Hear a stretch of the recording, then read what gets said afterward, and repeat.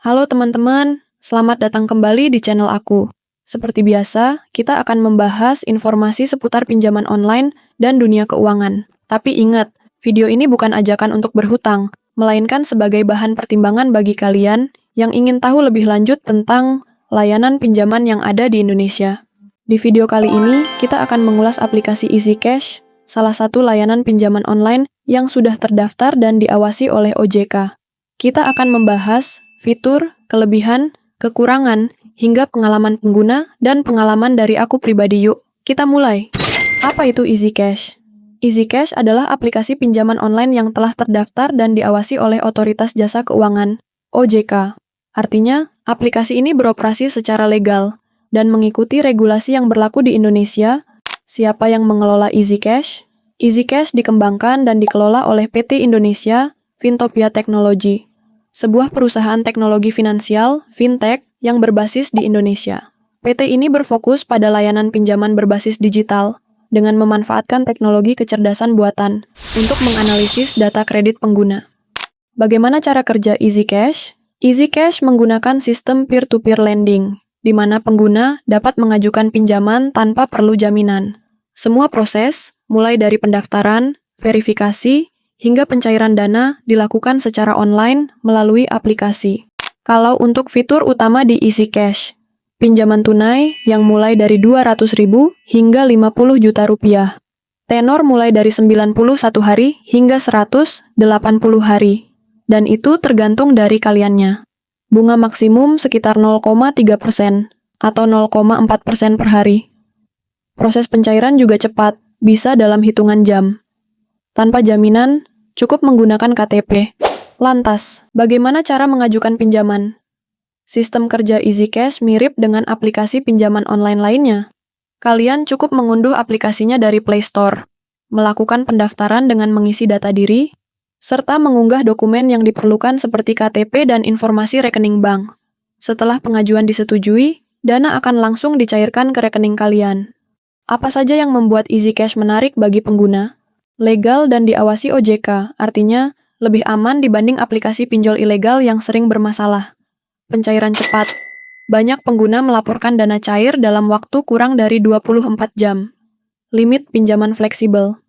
Bisa disesuaikan dengan kebutuhan, mulai dari jumlah kecil hingga puluhan juta.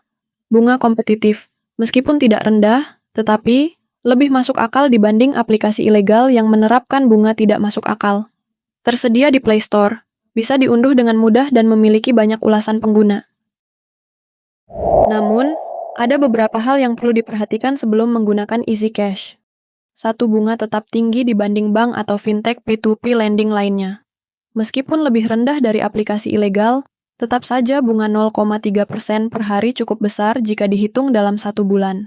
Akses ke data pribadi, seperti kebanyakan aplikasi pinjol lainnya, EasyCash meminta izin untuk mengakses kontak dan informasi di HP kalian, yang bisa berisiko jika terjadi keterlambatan pembayaran.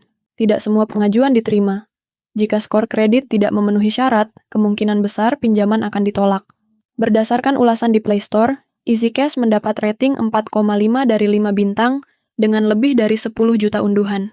Banyak pengguna menyebutkan bahwa proses pencairan cukup cepat, tetapi ada juga yang mengeluhkan bunga yang masih terasa berat. Jadi, pastikan sebelum menggunakan layanan ini, kalian membaca syarat dan ketentuannya dengan teliti. Kesimpulannya, apakah EasyCash layak untuk digunakan? Kalau menurut saya pribadi sih boleh-boleh saja asalkan emang benar-benar urgent.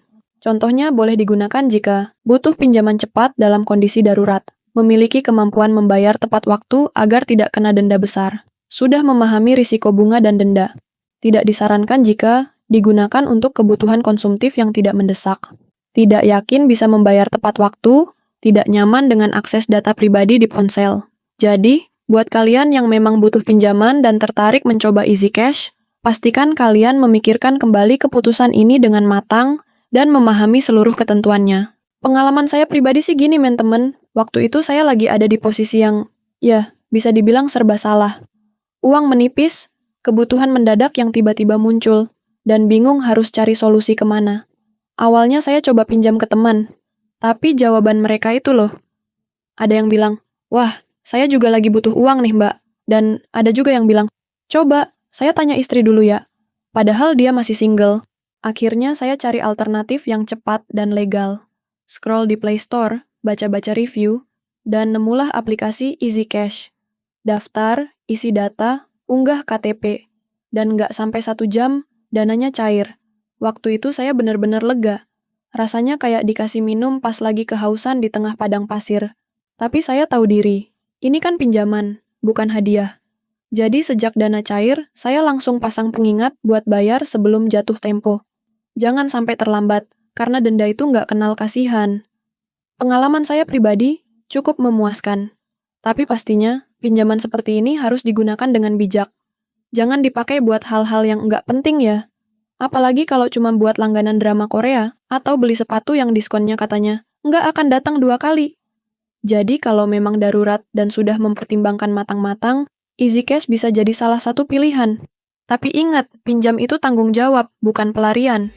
Sekali lagi, video ini bukan ajakan untuk berutang.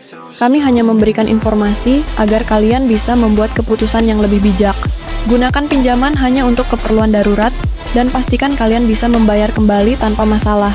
Jangan lupa like jika video ini bermanfaat, subscribe untuk informasi keuangan lainnya, dan tinggalkan komentar kalau kalian punya pengalaman menggunakan Easy Cash atau aplikasi pinjol lainnya.